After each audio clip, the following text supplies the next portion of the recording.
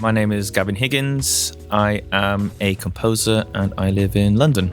I grew up on the border of England and Wales. Traditionally, my whole family were miners, and with those pits from the sort of late 1800s came brass bands. As far as I'm aware, is still the sort of the biggest movement of working class people making music in history. It began with me developing these facial tics that were very, very painful, and I couldn't stop doing them. Eventually, a doctor said, I think I know what this is, but you should go to the Maudsley in London. I think they can help. And they asked me some questions and they said, we think you've got Tourette Syndrome. Hey guys, I've got a quick request. Could you subscribe, like, and comment if you like the content we're making? It's really important to support the channel and carry on having great guests like we've had. So subscribe, like, comment. Very important. Thank you. Thank you very much, Gavin. Can you introduce yourself the way you would want to be introduced? My name is Gavin Higgins. I am a composer and I live in London. Thanks for coming here. It's nice in this boat. We're actually in a boat on Canary Wharf. It's called Theatre Ship. But it's so... I can't remember the name of the number of the episode. I think it was episode 9 that we had Inigo. So it's just for the audience. Obviously, you met Inigo earlier. He's a great guy. But yeah, so we're gonna do a few more episodes here. Can we start with your background? How you got into music? What instruments you play? Yeah, so I grew up on the border of England and Wales, which is I found more interesting the older I've got. It was a very strange place growing up, but I didn't think much of it. But the older I've got, the more I'm sort of fascinated with those kind of borderland areas or sort of liminal places. But yeah, on the very edge of England and Wales, parts of where I lived sort of snaked into Wales, other parts snaked back into England. It was a forest, so growing up in a forest is kind of has quite an effect on you, I think. Particularly now that I live in a city, I feel like I'm endlessly sort of searching out woodlands and trees and green spaces in the city. And in London we've got a lot of them, which is great, but it's not quite the same as being out in the countryside. But I guess traditionally my whole family were miners. The miners. There was a big mining tradition in that part of the world. And your parents as well? Not my parents. No, that the pits all closed down in that area in I think the 60s. Yeah. So great grandparents, their parents back forever. We did a little DNA test once just to see if there was anything in me, and I'm like, I'm just very white, very white English. And with those pits from the sort of late 1800s came brass bands. So all over the UK, wherever there was a pit or a colliery, there was a brass band associated with it, and it was a sort of, as far as I'm aware, is still the sort of the biggest movement of working class people making music in history is what happened in the UK with the brass bands. And so all my family played in the local brass band. Everyone except my granddad. Except my dad. My granddad conducted. My other granddad played the tuba in it. I had uncles playing in it. My mum, aunties, sister, cousins, everyone. It was a big family affair. And I don't remember learning to play. I was just given a cornet about 3 years old, and it was just something we did twice a week, and we did a concert on the weekend, and it was just a kind of a family affair. Eventually, I moved from a cornet onto a tenor horn, which is a sort of a very small tuba, and music was just it wasn't something I really thought that deeply about. It was just, like I said, it was just something we sort of did. Completely normal, boring thing. Get the family together twice a week, play some music, and that's kind of where my sort of interest in music and my career in music really started. Was all the way back then. Do you have brothers and sisters? Yeah, I have one sister. Yeah, one sister. And what does she play? She played trombone. Yeah, and then she became a DJ. And now she's doing something very different. She was more musical than me, way more musical than me, but she's decided to leave that behind. Yeah, that's fine. So did you go to school and you had music lessons? Was it a specialist music school, or was it just... So I was taught by my granddad, so just sort of in-house, I suppose. And that's kind of what brass bands do in this country. They give you a free instrument, and they teach you for free. Because I grew up on a council estate, very working class, free school meals, both parents on benefits, all that kind of stuff. So, the possibility of buying my own instrument and having private music lessons wasn't really possible back then. Eventually, I did have private music lessons, but it was with someone through another band, and it was like £5 or something. It was a minimal fee, So I was taught by my granddad. I think I went to like a pretty rough state school, and I did do music there. I learned the saxophone a bit there, but it was kind of a secondary thing. Really, the real stuff was happening in the brass bands, and then obviously from my granddad, other people in other bands started teaching me a bit here and there. So we sort of started, moving around different bands in the forest and playing with better band and an even better band here, playing harder music, being challenged, being pushed, doing my grades. So music at school was not that big a deal for me. I did my music GCSE, I think, like 2 years early, and then I had 2 years to just sort of fanning around, just playing my instrument, which was quite nice. And then when I was 16, I did go to a specialist music school. Actually, I went to Chetham's School of Music in Manchester, and that was a sort of I wasn't really aware of what it was. I'd never heard of it before. My dad saw an ad for it in a local paper, and he thought it was like a music course, like a thing you could just do for a week. So I went and auditioned there on my tenor horn, and I played some sort of ridiculous air variation, whiz around my instrument. They asked if I could play the piano, and the only thing I could play on the piano was My Heart Will Go On, the theme tune from Titanic. Apparently that's enough to get into Chetham School of Music. So at 16, I went to sort of take it a bit more seriously. What repertoire were you playing before 16? Was it more jazz or just anything? It was entirely brass band music, and that feels like it's very narrow, but actually it's very, very broad. So brass bands, obviously, they will traditionally play things like, marches and hymns. They have this tradition of test pieces, so really hard, challenging pieces that put the band through their paces, and then they compete. But also, arrangements of big band music, arrangements of pop songs, arrangements of musicals, like anything you could imagine. Anything you could possibly imagine has been arranged for brass band.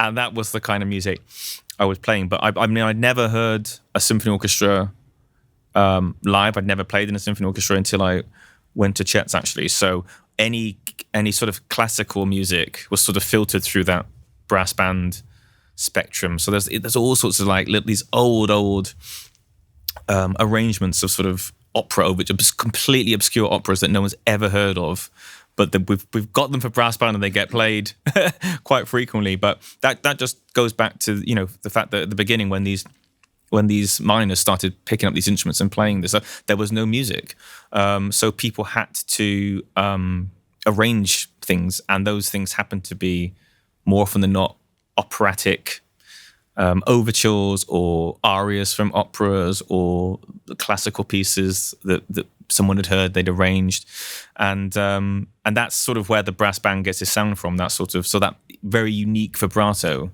that brass bands use is apparently a sort of an imitation of those kind of operatic voices and the string vibrati that you would hear on those old recordings. So it's funny how brass bands are associated to miners in the UK. I didn't really know. I didn't know that. Not sure if it's the same in France. I know there's a lot of small orchestras, or not just brass bands. There's other instruments that are very like community based. Yeah, but yeah, it's the other sort of the interesting thing is that brass bands all play on these things called sax horns, which, as you can imagine, were invented by Adolf Sax. So this really uniquely British institution is made up of all these instruments that this French guy sort of concocted to go alongside the saxophone, and the reason they're used is just because they were so easy to be made in the fact they could be factory made quickly, cheaply, and they have this sort of amazing ability to completely blend across the full range. So the brass band can have quite a homogeneous sort of chorus-like sound quality to it, and you have to, as a composer, you have to work really carefully and hard to bring all those colors out, because there's a lot of colors to be sort of found if you dig deep enough. But yeah, it's just this interesting little quirk that I always makes me giggle, that we're all playing on these French instruments. So Chetham, I didn't know, but Chetham is the only school that's free of fees, tuition fees for students. All the other schools, music schools, have got fees that you need to pay. So I think Chet's is technically one of them. Was it Chetham or Chetham? Chetham's, okay. Whatever you want to call it. I think it's got some of the most expensive fees if you can afford it, and if you can't afford it, you pay nothing. So I paid nothing to go to Chet's, and it's sort of means tested, I think. But it basically means that if you're good enough, you can still go. There's if you're good enough and you can't afford it, they'll make it work for you. So like I said, I didn't pay a penny to go to Chet's, which was just amazing, because if it was a fee-paying school, there's no way that would have been possible for me. So how many students were there? Were admitted every year? Do you know? Every year, I'm not sure. It was quite a small school. There's probably, I can't imagine there's more than about 500 people in that school. It's very small, compact. It's kind of an amazing place, actually, because it's a school full of kids who, in their normal state schools were probably just bullied and teased and probably had a really rough time. But they all kind of come together in this school, and everyone's sort of quirks and character traits, it's just like no one judges, no one bullies, no one points out, everything's just accepted. So it's this sort of like wonderful tapestry of brilliant weirdos that just get to sort of live their best life, No offense to the others. No, of course. I mean, I'm a weirdo. It's fine. I really felt like at home there. Actually, it was for the first time. It was a real. I felt like I just fitted in, and all my weird things I had going on, everyone was just completely fine about. Yeah, massively accepted. Was it competitive at all? Or like very? I mean, yeah. Regardless of accepting quirkiness. Yeah, I guess it is competitive. I mean, when I went to Chet's, they sort of, I'd say asked, they more than asked, they sort of insisted that I move from my tenor horn onto a French horn, which I was really reluctant to do at the time, because, it's a completely different instrument. I might as well have been picking up an oboe or something. It was different hand, different fingerings, different mouthpiece, different way of blowing. It was like a complete shift, and I'd got quite good on my instrument that I auditioned on, and once again couldn't afford my own horn, so the school sent me a sort of a higher horn, I guess, and it was just a piece of crap. Frankly, it was just falling apart, holes everywhere, which I had to sort of put blue tack in. The spit valve was loose. I had to put a bit of an elastic band around that. It was dented, and unlike most French horns, which are in B flat and F, they have two sides, which make it easier to pitch some higher notes, because the French horn is just such a risky instrument the second you start going up high. It was just F side. So I spent about a year on that instrument. So some of the best young French horn players in the country, and me playing on this piece of crap, trying my best to sort of stay up there with them. But so it was a bit of a rough start on that respect, but at the same time it gave me this sort of amazing introduction to classical music, orchestral music, chamber music, which I just never experienced before then. I was going to ask what sort of music were you playing in general? At Chet. Yeah, but it's mostly classical. Yeah, almost entirely classical. I mean, there's a jazz department there, but I wasn't doing that. I was in orchestra. There was little chamber ensembles we'd be part of, and of course I'd have my sort of individual horn lessons as well. So cool. So then after Chet, where did you go? So I stayed in Manchester, and I went just down the road to the Royal Northern College of Music. When did you think that you could do music as a career? Yeah, I don't know when exactly I thought that. I realised when I was very, very young. I mean, I'm sure we'll get onto this in a moment, but when I was very, very young, I was diagnosed with Tourette Syndrome and OCD, and I kind of realized that music was quite a useful tool for me back then. So at that point, I sort of thought, okay, music's more than just something that my family does. It's something I can actually use. When I got into Chet's, I guess that made me think, oh, actually, maybe I can do something with this more than just, playing my instrument. And I was starting to compose a bit then, and realized that being creative was also quite important to me, not just playing music. So I guess it was when I went to the Northern, actually, I was like, oh, okay, this is a career now. This is what I want to do. And the reason I went to the Northern and not elsewhere, I was kind of, I was keen to come to the academy, actually. But they said I either had to be a composer or a French horn player. And at that stage, I really didn't want to commit to either. I was enjoying playing the French horn. I was getting better at it. I just started composing. I didn't know if I wanted to be a composer or I wanted to be a French horn player. And the Northern base, I auditioned on both at the Northern. I got in on both, and they sort of designed this course for me. I was the guinea pig, which is like a joint first study course. So I did joint study French horn and composition.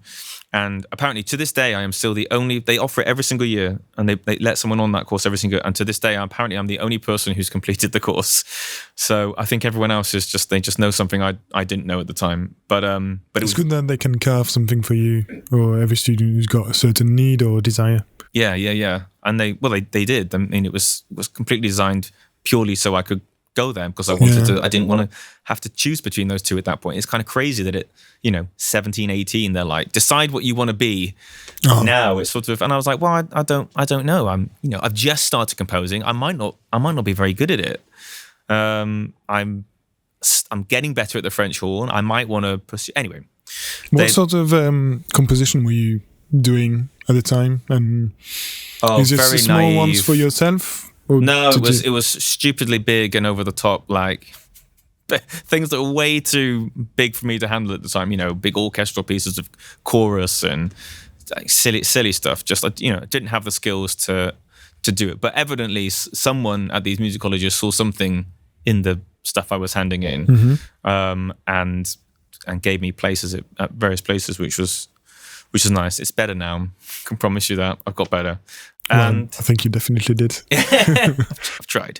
So it was great. I just loved my time at the Northern, but it was really hard because I was in everything. I was in every single group ensemble going. I pretty much was in that building from sort of 9 a.m. till 8, 9, 10 o'clock at night, and then I would go and do a sort of an evening job. And I would still somehow find time to go out and party with my friends. I have just no idea how I did it. And write, and I was in every class, and composition class, and horn class, this orchestra, that orchestra, wind band, opera orchestra. It was pretty intense. But I finished the course, and I think I've really benefited from having that slightly more rounded education. I mean, I say this to composers whenever I see them, like, please keep playing your instrument. Just because you're at a music college, like, you've got to keep playing. Yeah, you've got to know what it feels like to sit that side of the, and you learn so much just sitting in orchestras, for example. Just sitting, particularly where the horns sit, you get to see everything. You get to learn how all these things come together. You get to see how groups play together, and so I think it was really important for me, and I would sort of encourage it for. So you're still playing now? No, I'm not playing now. No, I gave up about 10 years ago or so. Okay.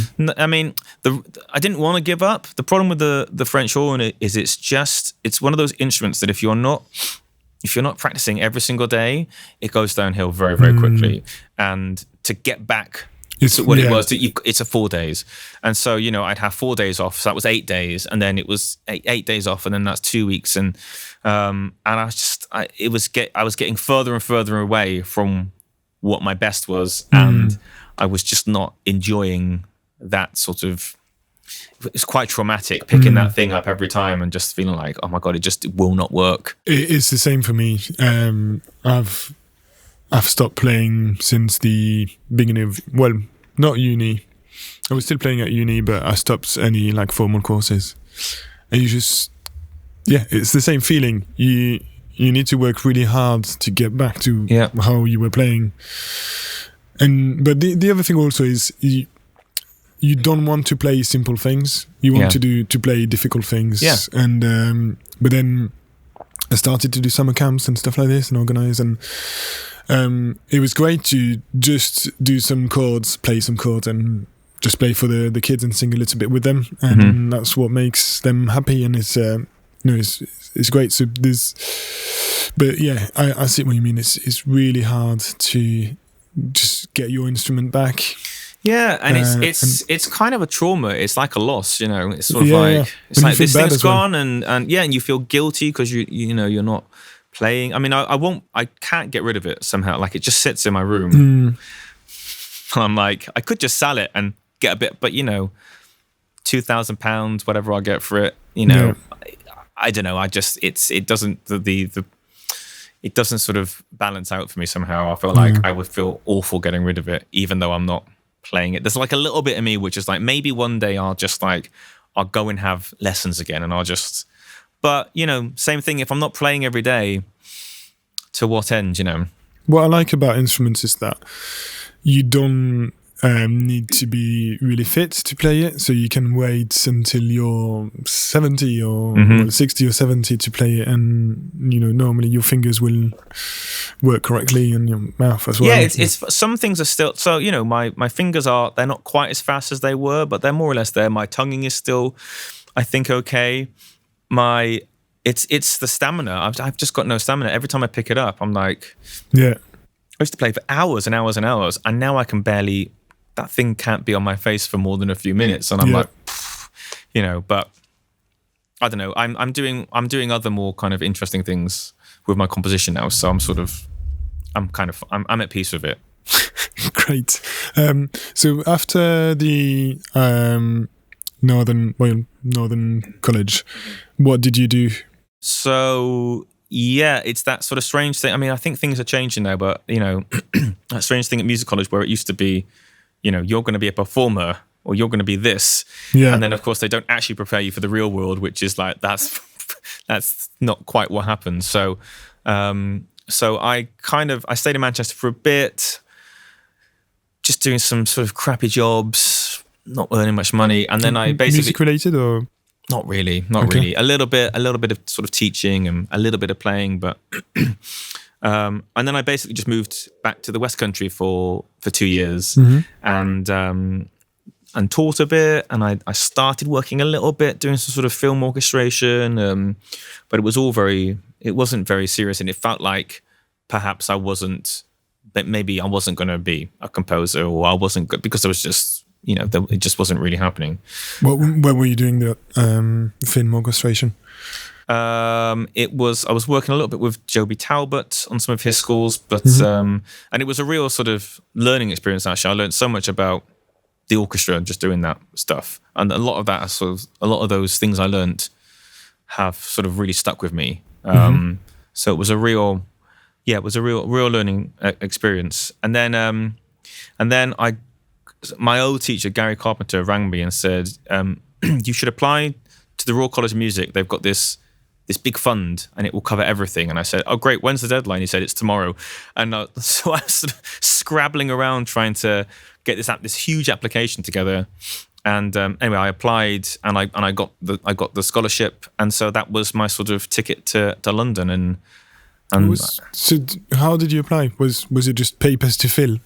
Yeah, Or you just had lots to- of forms to fill in. I had to send in some sort of musical examples, but it was a lot of that. It was AHRC. I don't even know if it really exists anymore, but Arts and Humanities Research Council. Okay. And it basically paid all my fees, and it gave me like 10 grand a year to live on. So it was just an amazing opportunity to just get, you know, my feet under the table in London.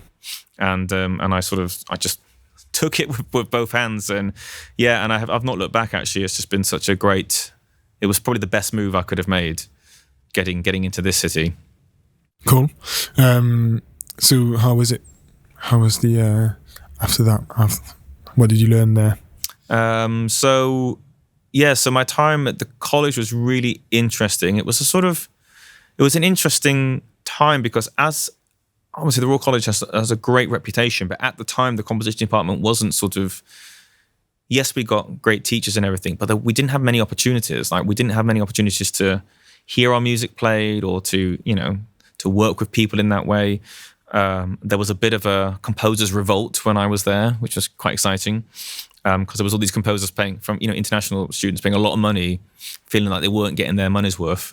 But I sort of realised that actually, the best opportunities for me were outside of the college. So I started working with people outside college, other musicians. I got onto my sort of one and only scheme that I ever got onto was this thing with the BBC Symphony Orchestra, and I wrote this completely ridiculous, that stupid thing that everyone tells you not to do. Your first orchestra piece, don't throw everything at it. Well, I just threw everything at it, and it was this sort of big, sprawling monster of a piece, which I've sort of completely withdrawn. There are things in it which I'm still quite fond of, but it's like it was naive, and I was getting a bit ahead of myself. I guess things started going from there. I then ended up getting a job at Rambert Dance Company as their first ever composer in residence, which was also a real stepping stone. My first professional commissions, my first sort of professional outings are having music played, Sadler's Wells, all these theatres over the country. But it was an amazing experience, and that really sort of, I think, elevated what I was doing, and sort of made me think a bit harder and more carefully about the notes I put down on paper. Yeah.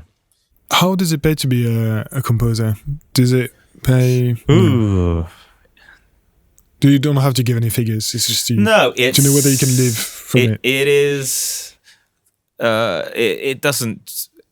I think some composers it does pay. So the superstar composers can sort of, I guess, command what they want, and they're often getting commissions abroad where there's more money. And they can go, I'm not going to do it for less than this. And people go, okay, fine.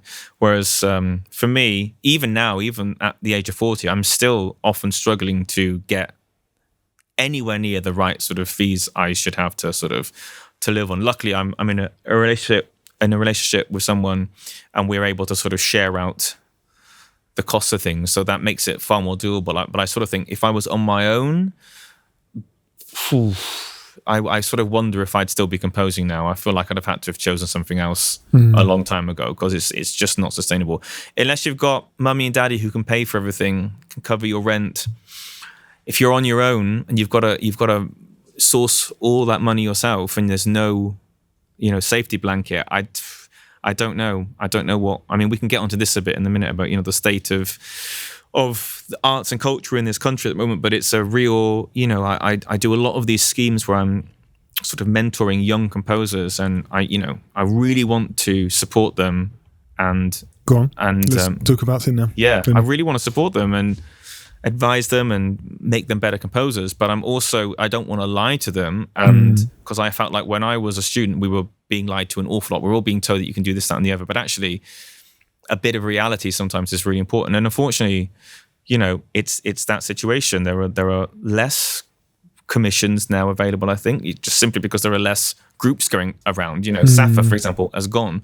That was a major commissioning contemporary music ensemble. It doesn't exist anymore because of the Arts Council cuts. Another, something like Britain's Sinfonia have had all their funding cut. They're still trying to commission stuff, but they don't have that kind of the resources they would have had a few years ago. And everything's so expensive now. It's just way more expensive. To just get a room in London now, rent a room in a house is £1,000 easy. So you're looking at least £12,000 a year you've got to find just to cover your rent, which is just completely bonkers. And, unless, like I said, unless they've got mummy and daddy who can help cover their rent and cover some of their costs, I don't know how it's feasible for some people to make a living just from being a composer. They'd have to find other things to do on top of that. And, a lot of people do that. We had that discussion with Carol Jarvis, do you know Carol? Yeah. Where she's doing amazingly well, and she just covers such a broad range of genres. And we said there's a lot that is due to her presence on the social media, how she displays all her work. But it's amazing. She does a bit of composing. She does a lot of pop music concerts with big celebs, and then she does a lot of classical music as well, which is quite amazing. And she had work before even finishing like the RNCM, which is amazing. So obviously it's not a suggestion, but do you think that you would need to compose in different styles or different genres to get more commissions, or you have to be focusing in a certain one? No, I think it's good for people to have a more broad approach to music making. It's been so narrow for so long. It's like, I've trained to be a horn player and I'm going to be an orchestral horn player. Well, actually, there's a bigger world out there, and things are changing. Really, I just think there has to be a change in the culture. The culture in this country has changed towards arts, and it's so frustrating because I've always, there's been a lot of talk about, this country being the best at this, world beating, Brexit talk, world beating. We're not world beating it much, but we are actually really, really good at music. It's like one thing we do really well in this country is music. And somehow over the past 10, 14 years, we have, as a country, sort of become so dismissive of that. Like, you hardly see it on TV anymore. There's no programs on telly. There used to be Top of the Pops, for example. Just, you don't see that anymore. There's no chance to see your favorite pop star on TV anymore. There's barely any, the proms, they're on TV, but not all of them. You have to kind of hunt it down.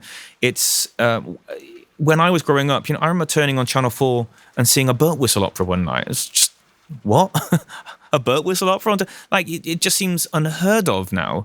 And it's still going on, but we have to really change that culture where we think that we start to rethink that it's important, that this stuff is important, not just for the profession, but for, it's important for people to engage with and go to going to the theatre. We just did it when I was at school. I wonder how many kids get to go to the theatre now because of costs and things. And, those early experiences are just kind of mind blowing to me. Yeah. And where we are at risk of sort of sleepwalking into generations of kids who've never ever stepped foot in a theatre, in a concert hall, picked up an instrument, and then we're going to wonder why everything just seems to be sort of dying and no one's got any interest. We have to. It's so expensive as well. It's really expensive, and everything's getting more expensive, and I worry as well about the sort of. I mean, you live in this country, you're probably very keenly aware of the whole class thing that goes on here, which if you grow up working class, I think you know what that is. And I think for a long time we've pretended in this country that class doesn't exist anymore. But we're in a period now where it's becoming more pronounced than I think it ever has. The richest people are richer than you could ever imagine, whilst the poorest people are poorer than you can. People live in work having to sleep in tents. I mean, what a terrible state of affairs. So. And we've been having this conversation about diversity in classical music for a few years now, and I find the conversation can be quite frustrating because I think the people who are having that conversation are not necessarily the best placed people to have that conversation. They have a very narrow idea about what diversity is or what it looks like. And they've sort of neglected the thing that kind of runs through all that, which is class. It's like you start talking about class and you immediately have to talk about race. You immediately have to talk about female composers. You know, all these other things kind of get sort of drawn into that. But we're so embarrassed to talk about it. I'm sort of convinced that it ultimately just always comes back to that, like where you grew up. Yeah. Could you afford? Did you have to have free school meals? Were your parents on benefits? And that just dictates everything. And I would love people to just sort of broaden their idea of what, you know, conversations around diversity, and start thinking about things like that, things like class, because we're just so embarrassed to talk about it in this country, and it's so pronounced again now, you know. And I worry that there are kids growing up on council estates who will never ever have a chance to play music. And for me, music was such like I said, we'll get onto this, I'm sure, in a second. It wasn't just a thing I did. It was a life-changing. It's genuinely something that's brought me out of poverty, and into a world that I never thought I could ever be part of.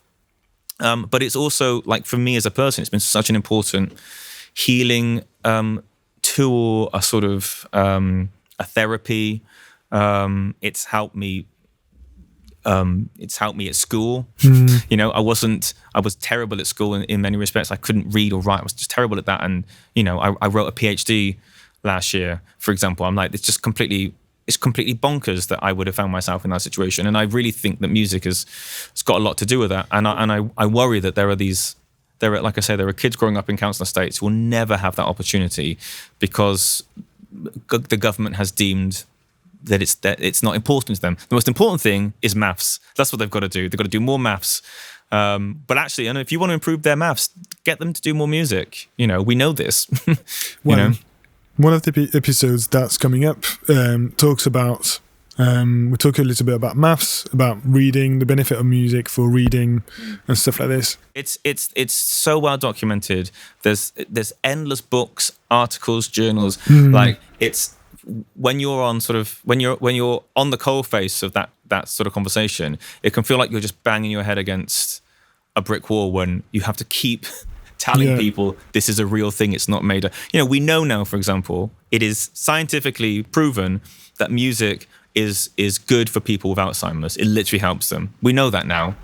So is it that shocking that it could also help kids improve their grades? And I know this from first. I used to teach in a school that was failing up in the north, and they set up a brass band there.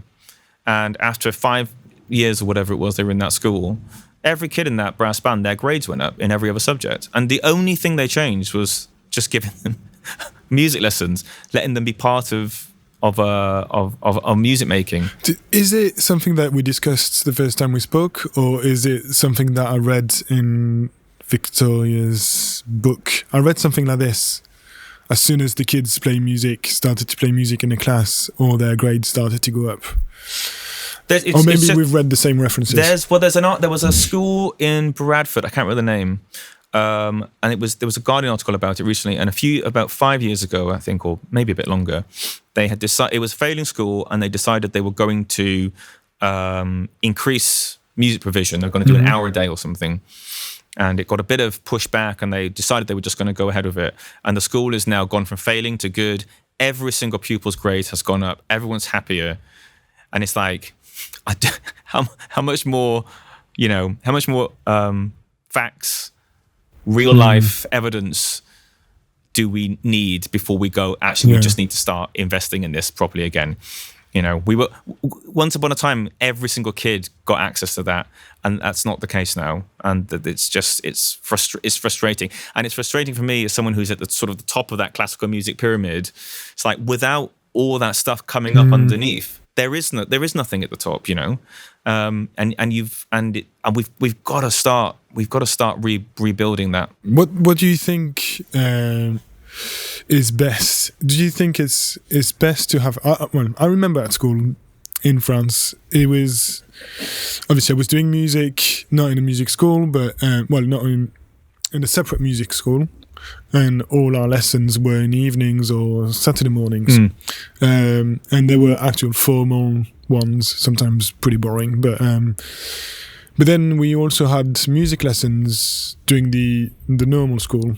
And it was also really boring, just so annoying with recorders, and nobody was playing it right, really struggling. And I'm thinking it's probably not the right thing to do, just to have, or find some type of activities, musical activities that will actually engage or get the kids engaged. I guess it's really hard to find, but or the other, because I know at primary schools they obviously stop school at 3, then they have after school club and after school activities, and there's a lot of sports and arts stuff, but maybe they could have music. I guess music is quite expensive to pay, music courses, but yeah, there needs to be some funding. But yeah, what's your approach? What do you think should be done, and how it should be done to engage more, to use music for the kids to engage more? Because I guess you don't need to play music for just the perfection of music. No, of course not. Use music as a tool. Yeah, it's, great if you want to be a professional musician. Cool. If you want to spend all your weekends competing in brass band contests, great, and becoming a battle player. But of course, it's not about that. It's so much of it is about the social aspect, the sort of participation aspect, the sort of the kind of lessons you learn from being in those situations. That sometimes you have to just be quiet, concentrate. It's not your turn. You have to wait. You do all those kind of things. Understanding how to play together, and to change how you're playing so that it blends with all those kind of things. But of course, if you've got a really dull, unengaging music teacher, you're going to have a bad time. And I've seen this so often. And sometimes it's just like you're just not on the right instrument. The amount of people I know who have been on the wrong instrument and just hated it. And then one day they've shifted to something else, and suddenly they've regretted not, all those people who hate their piano lessons and then suddenly get a trombone and are like, oh, this is great, I'm enjoying myself again. So that can be quite hard, especially if it's a school that's only got a limited number of instruments and they're like, this is what you're playing. So when I used to do a lot of teaching in primary school, I would try my best to get everyone to try a few instruments, because some of them, they might really want to play the trumpet, but I'm like, if you play the trombone, you're going to have a much better time, because you can tell some people's chops are just better designed for a trombone. Some people's chops are better designed for a trumpet because they can just immediately play super high, for example. So I think finding the right instrument, it's got to be engaging. There's music is a very broad thing. I think involvement in it in any way is really good. Anything that sort of uses all of your parts of your brain. I mean, I suppose that's the thing about playing an instrument, is you're not just using one part of your brain, you're using all parts of your brain. You're using your fingers, you're using this hand, you're using your tongue sometimes, your air. It's a whole body sort of a workout. And I just don't know how that isn't good for you, it's sort of. But yeah, there has to be more funding. There has to be good instruments. There has to be there just has to be more investment, and there has to be more support from the top down. There has to be a feeling that this stuff is really good. It's really important. We value it. We value you doing it. And just for too long, it's just not been there. And also, I think the other problem we have in this country is that, and I've talked about this a lot, is if you are from a poorer background and you don't have your own instrument, and you have to have your lessons through school, if you're lucky enough to have that. Say at primary school you have a trumpet, you get given a trumpet, you have a great teacher, having a great time. You get to the end of primary school, sixth form, and you have to give that trumpet back, and there's a whole summer holiday then, which is a long time when you're that age, without an instrument, without a lesson. Say you go to your next school and you go, actually, I still want to, loads of kids drop out at that point. Okay, I still want to keep playing. There is a trumpet teacher here. I do like them. Okay, I keep playing. So, you keep playing up to the end of secondary school, and then you have to give your instrument back again, and there's another long summer holiday you have to go. So there's all these points throughout your sort of education where there's just so many opportunities for you to just drop out, not have an instrument, not have lessons, and it's so easy to stop at any of those points. Yeah. So it's kind of a miracle that we ever get to a point where there are kids in music college, let alone coming out of music college. And like I said, it doesn't even, for me, it's not even about going to music college. It's about music appreciation. It's about just enjoying music for what it can offer you as a participant, both playing and a participant in terms of listening. Yeah, definitely. There's I guess the perception of music is you can carry on doing music in your education only if you're talented, and if you're talented, we'll give you some more money and funding to excel. And maybe also those people who are not so talented, they will feel like, oh no, music is not for me because I'm not talented, I can't excel. Yeah. And they feel like they don't need to do it because they know that it's not for them. So I guess it's also perception and the way people are taught and explained that music is not just to excel. Yeah. I It's mean, I suppose that's for one, to enjoy it. Yeah, and I guess the brass band scene in this country is a real testament to that, because I mean, I don't know if you understand how brass bands work, but it's sort of like football divisions. So, at the top you've got your elite championship section, but then it goes all the way down, so it's first, second, third, fourth, and they all they compete, and sometimes they go up and sometimes they come down. But the whole point is, like, the lower section bands, a lot of them, they're not there because they want to be amazing, brilliant musicians. They go there because they enjoy the social aspect of it. Mm-hmm. They do want to improve. They want to feel like they can get better within the realms of what is possible for them. Yeah, and it's a nice sort of pastime. So that is sort of taken care of there. I can't think of many other. I mean, there are obviously amateur sort of wind bands and little orchestras and stuff like that as well, which people are involved in. But I don't think there's anything quite like that in that you like, if you're saying, well, I'm a bit better than this band now, but I'm not first section. I think I'm more like a third section band. You can go and find a third section band. You're playing slightly harder stuff than you would playing in the fourth section band, but it's not so hard that you can't.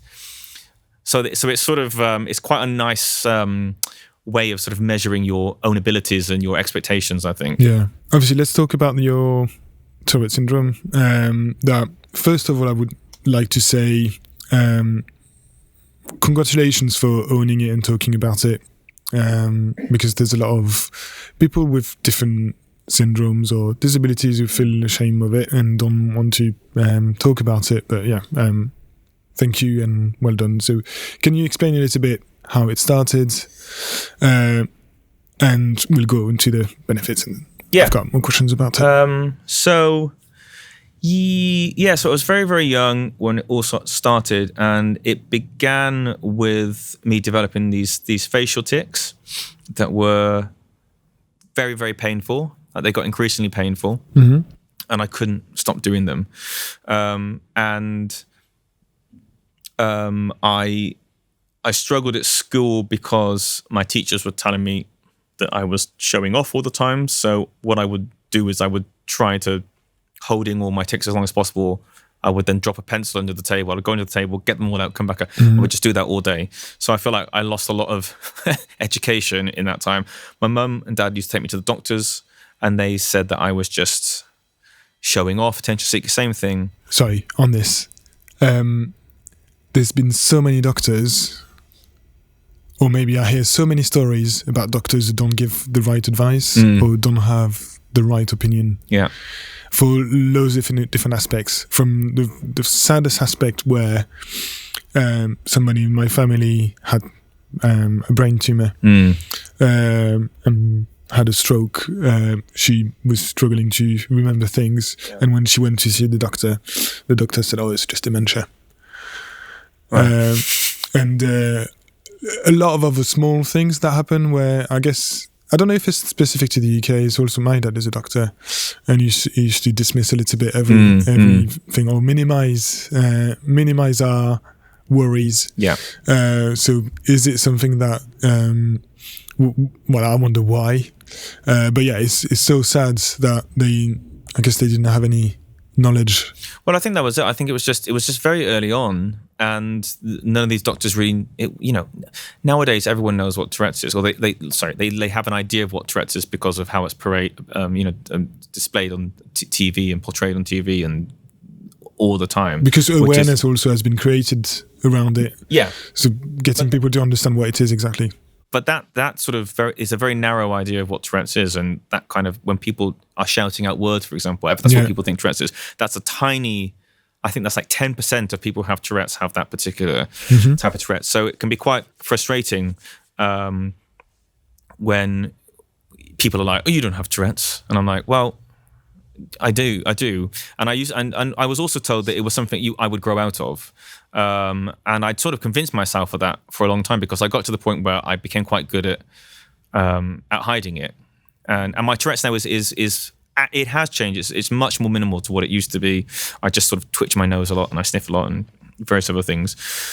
But compared to when I was a kid, it's not really that sort of intrusive anymore. But anyway, so eventually a doctor said, I think I know what this is, but you should go to the Maudsley in London. I think they can help you. So I came to the Maudsley, and they asked me some questions, and they said, we think you've got Tourette syndrome, and we think you've also got OCD. So the other thing that went alongside, the thing with Tourette's is people rarely just have Tourette's, but they never just have Tourette's. It's all, people often will have ADHD, OCD. They all kind of go hand in hand. And so in some respects, my OCD was worse than my Tourette's, because it was so all-consuming and terrifying, and no one could see it. So it was. So I was convinced that everyone in my family was going to die, for example. And so by the time I got to school, I would have worked myself up into such a state that the only way I could sort of calm any of that down would be to go to the school phone everyone in my family, check they were okay. If they were fine, I'd be okay for like another hour until it would sort of start again. If they weren't fine, if I couldn't get through to them, then the day was ruined. So it was like this completely exhausting, doing this all the time. Did you discover that you had Tourette syndrome and OCD at the same time?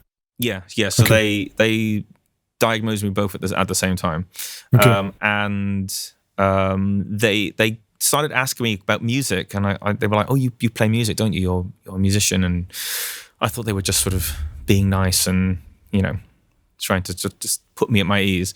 And they said, "So what happens when you playing your horn? What happens?" I said, "Oh, nothing. It all just stops." And they went, "Oh, that's interesting, isn't it?" And there's obviously an amount of discussion around that had been happening around Tourette syndrome, music, and the ways it could sort of help.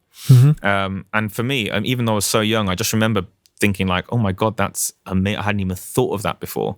And so I basically started, using it as a self-therapy, music as a self-therapy. I just did it more and more and more and more as a way of sort of calming everything down and focusing, and it was better than the things they were giving me. For example, they told me to put an elastic band on my wrist, and I mean, I don't blame them for this. It was early days, but they were like, every time you feel a tic coming or a thought coming, just slap the band, I mean, like real aversion therapy. Like, so I was like, my face was hurting from my tics, my brain was hurting from OCD, and now my wrist was hurting from snapping this elastic band all the time. Can you also manage it better with when you sing, or it's only when you play trombone? I imagine singing is good as well. I don't sing much, so no one needs to hear that. But anyway, so I was just interested. Yeah, I'm sure it does. But I just started doing it more and more and more, and then realized I could kind of get a handle on it. And then, I mean, going back to your point earlier on, it was sort of once I got to like 16, 17, I was able to hide it and mask it really, really well. And I was actually really embarrassed by it at that point. I was really embarrassed by my tics. I used to bite all my skin across my knuckles, which was part of my OCD. I was really embarrassed by also. I used to wear gloves all the time. I used to try and hide my Tourette's as much as possible. And in my head, I sort of convinced myself that I didn't have it, that it was gone. And it was like that for years, actually. Even though you don't really get rid of it. Sometimes it can kind of go for a long period and it comes back, and it's not just like a constant. I'm not ticking constantly all the time. How were other kids and your mates seeing it? Like Tourette syndrome and OCD, when I was 16? Yeah. Or I don't know. I feel like I must have told some of my like close friends, but it wasn't really I just didn't really talk about it because I was just, like I said, I just found the whole thing really embarrassing and I was a bit kind of mortified by it all.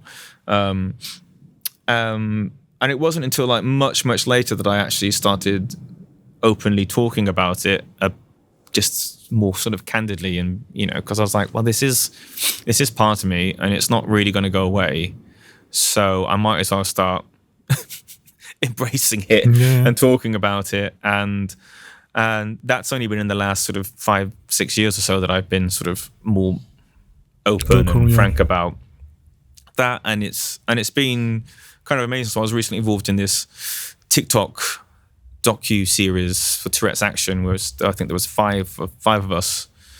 We were called ambassadors, and we had to just sort of film ourselves talking about stuff. And actually, it was like I learned so much about Tourette's from those people, stuff I never knew before, all sorts of stuff. All these words and phrases which I did not have words for, and explanations for other things that were going on, and sort of things like hyperfocus, which I absolutely have that. As a composer, I will often go to my desk, start composing, and the next time I look up, 7 hours have passed, and I'm like, where the hell has the day gone? And I always just wondered what that was, but it's this, it's this thing called hyperfocus, where I have that ability to just completely, what it says, hyperfocus on an activity, forget everything at the expense of everything else. I won't eat, for example. I'll forget to go to the toilet. All this kind of stuff, and just learned all these amazing things from them. That people don't grow out of Tourette's necessarily. That it's always kind of there. It's a neurological thing. For years, I was being told it was a mental illness. It's not mental. It's neurological. It's just like our brains are just wired in a different way, and that it's not, we don't have control over these things when they're going to happen. People can control them for a period of time. If I work really hard, I know I can not twitch and not tick, but eventually it will come out. So it was a really amazing experience, just kind of learning a lot from them and learning a lot about myself, and I guess now I'm just far more happy to talk about that. I'm just less embarrassed, and there is more visibility. And I think the other thing is, for years, whenever Tourette's was sort of put on TV, like I said, it was a very specific type of Tourette's. It was someone shouting out swear words, for example. And I was like, well, I never had that. So I always felt like I was a bit of an imposter, that somehow I didn't have real Tourette's, that it was that what I was doing was something else. Whereas actually, most of us don't have that.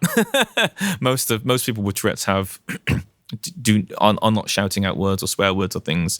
And I think being part of that docu-series was actually very validating in that way. What would you say to a child or a teenager who's got gets diagnosed as Tourette Syndrome or OCD, and what would you tell them? The OCD thing is hard because it is so based on fear and sort of terror and sort of cyclical thinking about things that are not good for you. But there are things about it, so that my obsessive nature, once again as a composer, it's quite useful for me to obsess over chords, for example, playing the same chord in different versions over and over until I find the right one. If I was less obsessive, perhaps I'd just settle for. So in a way, it's a sort of it's kind of a superpower. There are like superpower elements about it, that mean that because I've got these various things going on, it makes me particularly creative. It makes me particularly focused. It makes me particularly obsessive over the details.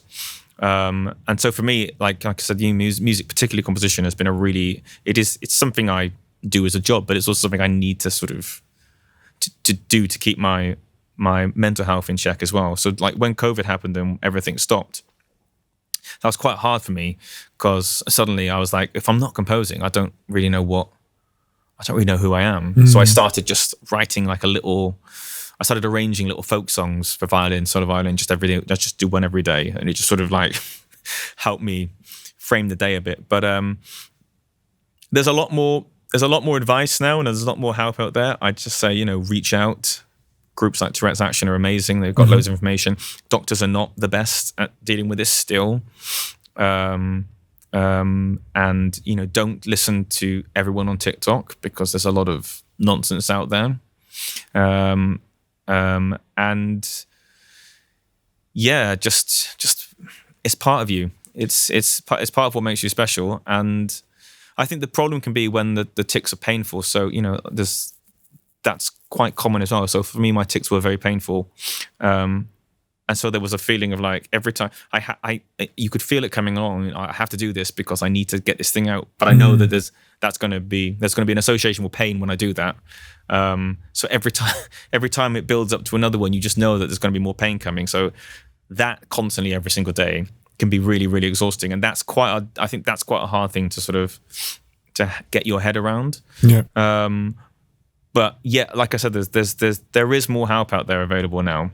Definitely since when I was a kid, because it was a void, a void of help. It's amazing how I had Evelyn Glennie, and it's amazing how with one, I don't want to say disability, but one aspect that is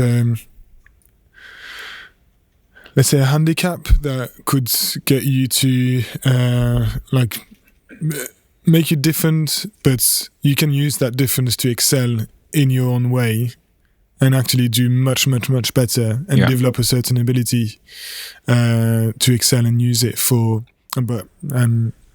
like your job or as you say, hyper focus is really important.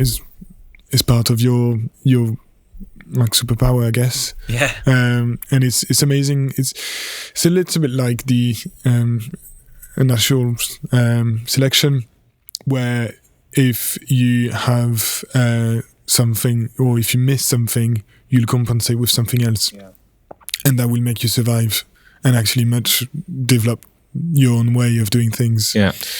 It's really fascinating to see that, especially with you guys. But yeah. Thanks you for sharing this. I would like to speak a little bit more about venues. Obviously, the podcast was mainly, High Point was initially created to visit venues.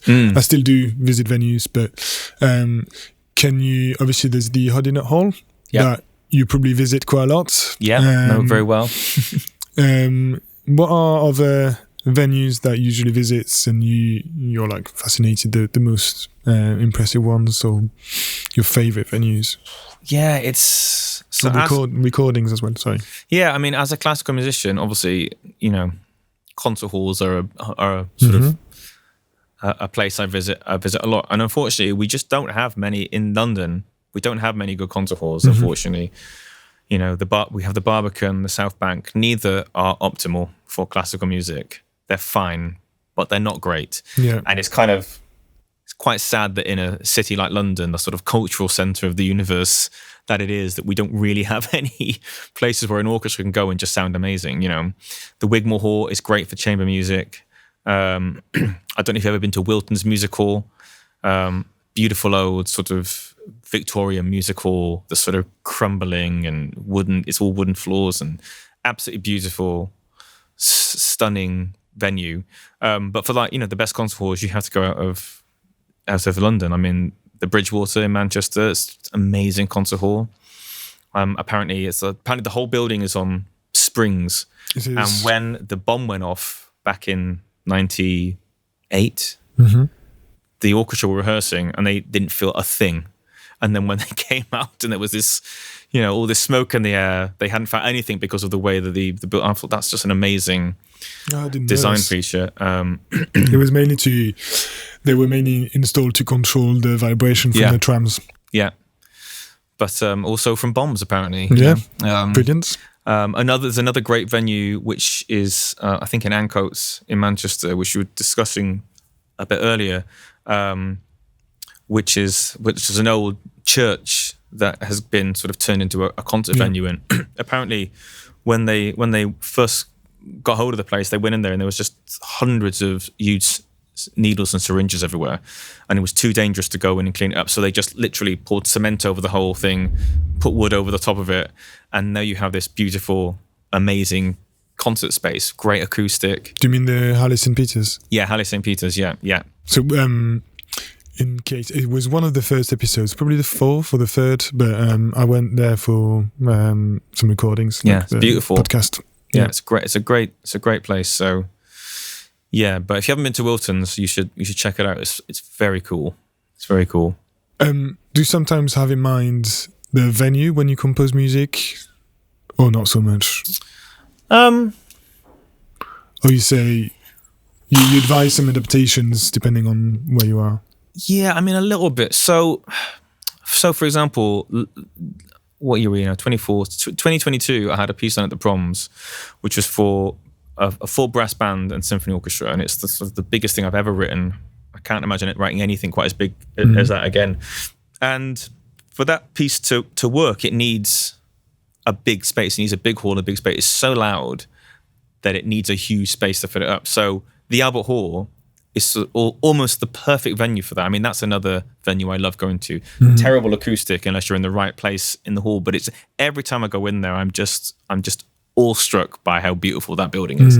But for that piece, it was just like the perfect space for that. And it's been done in a sort of normal sized concert hall in Scandinavia, in Norway, and that was great.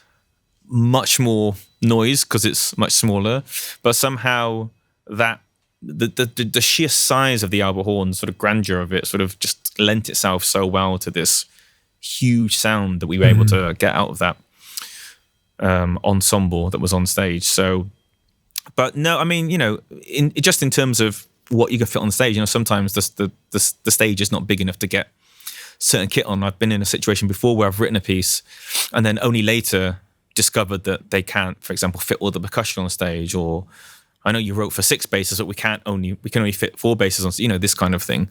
So that sometimes happens, and I guess, you know, if those things are known beforehand, you probably make accommodations for that in the composition. Maybe I don't write for, you know, 5 marimbas and, you know, 22 gongs if there's not much space on stage. But yeah, I mean, but on the whole, I mean, it's the sort of the place it's going to be played in is a sort of a secondary concern, really. Where do you find inspiration to write music? In which conditions? I've been quite interested in this. Where in which conditions are you the most creative? Yeah, and it's not when you're really focused.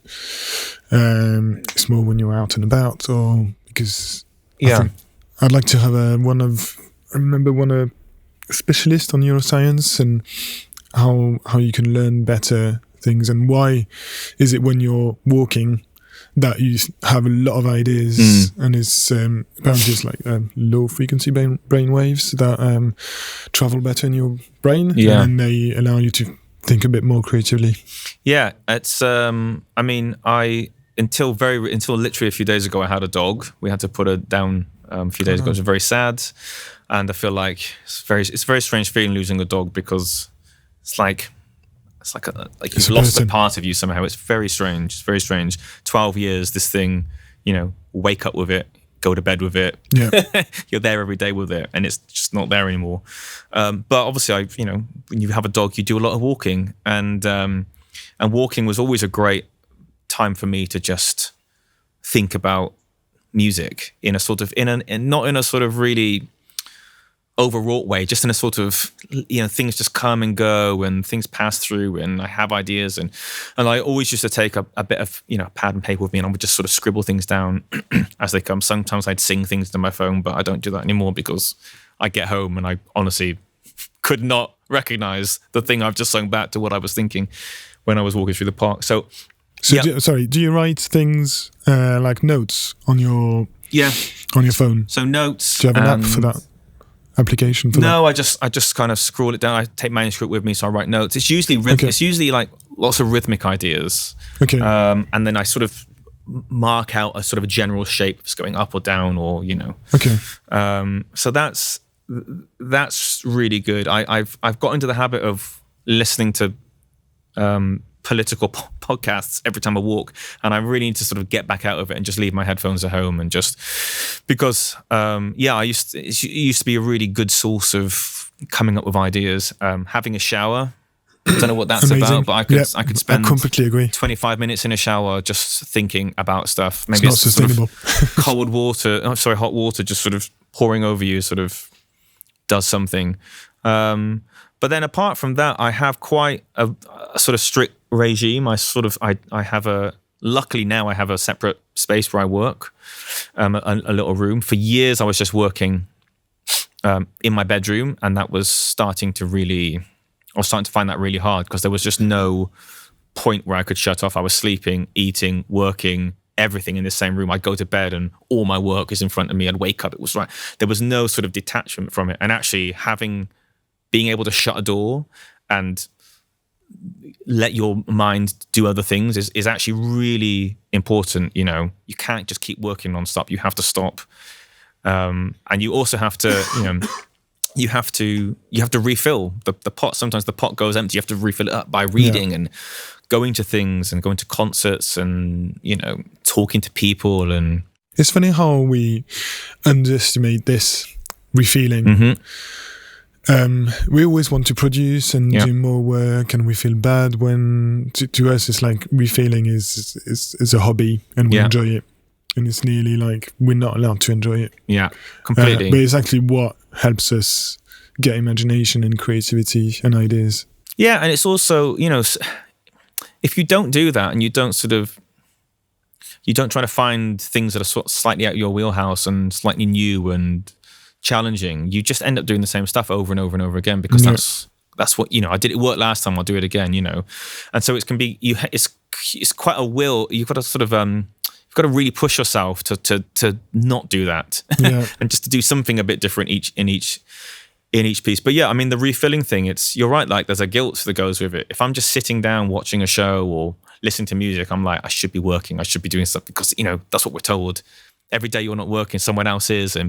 But it's all, you've got to do it. It's so important. And I'm sort of slightly in that place at the moment where I'm about to start a new piece, but I'm currently just floating around. Where it's like I said, it feels like I'm not doing anything, but you actually are. You are recharging that battery, and you're taking in things and processing new ideas and stuff. So. But I do have quite a strict schedule. So I go to my room at sort of 9:30, and I would work through until Lyra would come and scratch me to go for a walk. I mean, that's not going to happen now, and then I'd come back, do a bit more in the afternoon. And then kind of my sort of rule now is like, when it gets dark, I'm sort of done. Yeah. So I get more work done in the summer than I do in the winter somehow. The second it gets dark, my brain just goes to, okay, we need to go and chill out now and have a glass of wine or something. Of course, sometimes you have to keep pushing through if there's a deadline. But on the whole, I think it's good to keep that sort of just follow the sun, When the sun's out, I'm working, and when it's not, I'm. Yeah, I got the same feeling as well. And I'm not a morning person. I really wish I was. I struggle so much in the morning just to get my ass out of bed and get on with it. But actually, the sooner I start, the better. The best period of working for me really is like between 9 and 12. That's when I get most of my goods. The afternoon, less so. I love waking up really early before anybody else is up, and then up until 12 it's about okay. Yeah. So I try to not take meetings. Yeah. But then it's really hard. And then in the afternoon, it's much harder. And I completely agree. When it gets dark, it feels like you need to stop. And there's somebody who's going to come and ask you to stop. Well, it's just, that's what we should be doing, right? We should, that's what we did for millennia. It's dark. We're going to start working now. We're going to just go to bed. Stop hunting. Yeah. So, maybe it's just sort of following our instincts a bit more and trusting that. But yeah, I'm saying I love it when I can get up that early and just get cracking, but I find it very hard. Very hard. I've got a last question, and I think it's the end of it, but how earlier you mentioned that you need to understand a lot of subtleties of for the instruments to be able to compose for it. But how do you compose for a whole orchestra? And do you have to understand every single instrument, or you have some rule of thumbs that you apply and that you've learned with experience or at college? Yeah, so obviously there's basic things like, you've got to know the range of the instruments, for example. There's no point in writing notes that don't exist on those instruments, which is very simple to learn. You can learn that in a book. I guess the next thing is to learn sort of the basic way around an instrument, sort of how a violinist's hands will move, understanding that, anything involving that third finger on a brass instrument in the wrong combinations can be really tricky. Understanding what trills, for example, work and don't work. Understanding, how much an instrument is going to cut through a particular part of the range, all that kind of stuff. You can those are the kind of things you learn just from doing it and experience.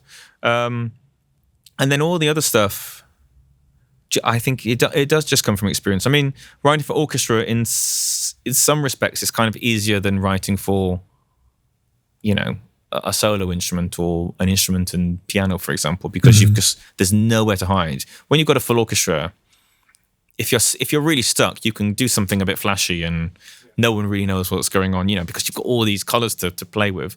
But when it's just a solo flute and piano, all you've got, that's it. It's so exposed, So in some respects, it's easier to write for orchestra, but at the same time, it's far more involved. It takes more time.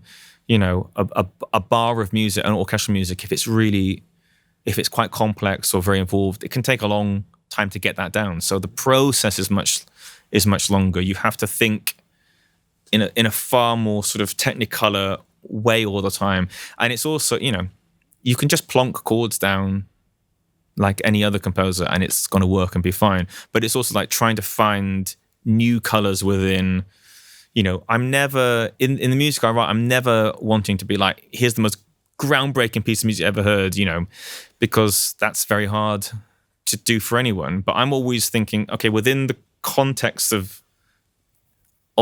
this piece that I've written before, or in the context of these other pieces that I think my piece sort of sits within, what can I do here? What can I do there to just sort of push at my own abilities? It's for me as well as the listener. And so orchestration is for me, it's like a really important part of my sort of practice. It's not sort of something that just comes later.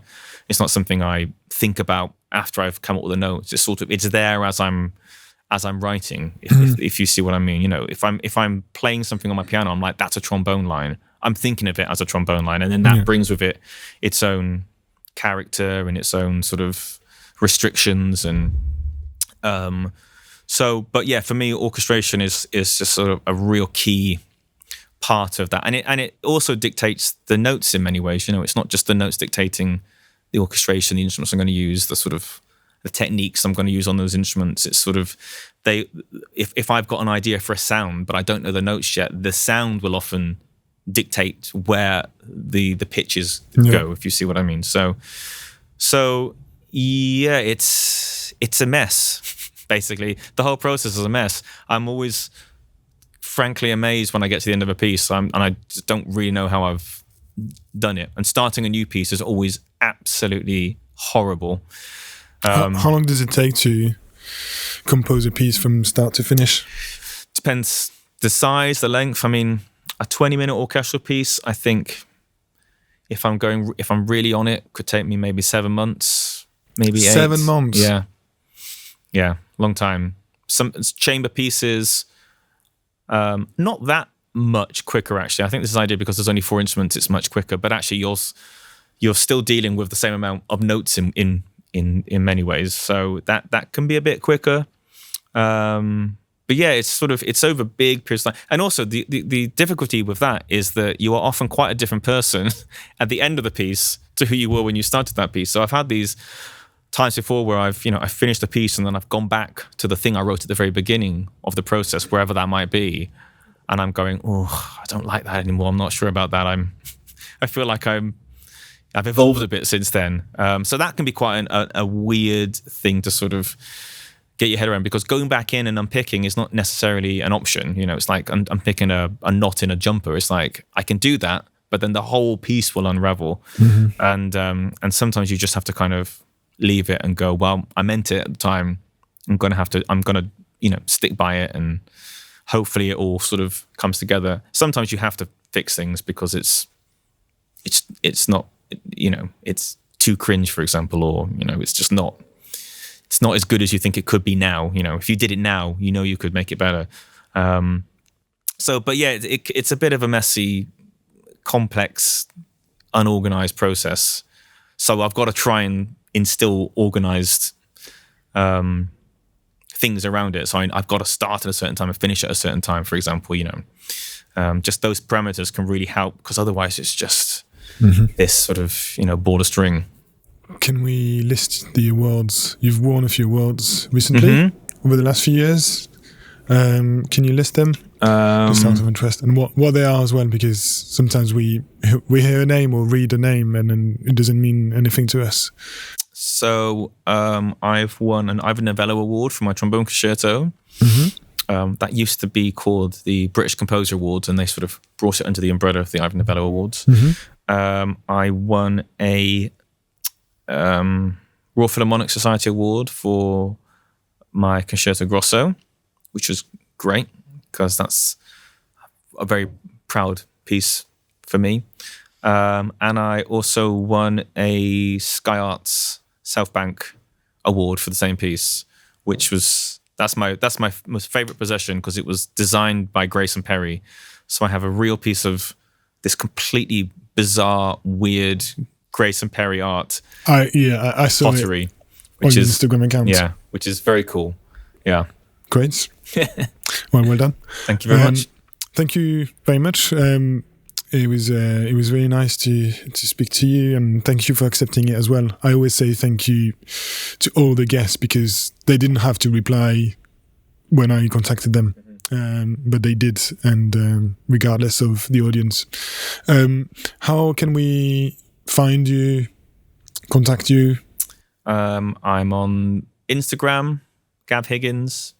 You can go to my website, gavinhiggins.com.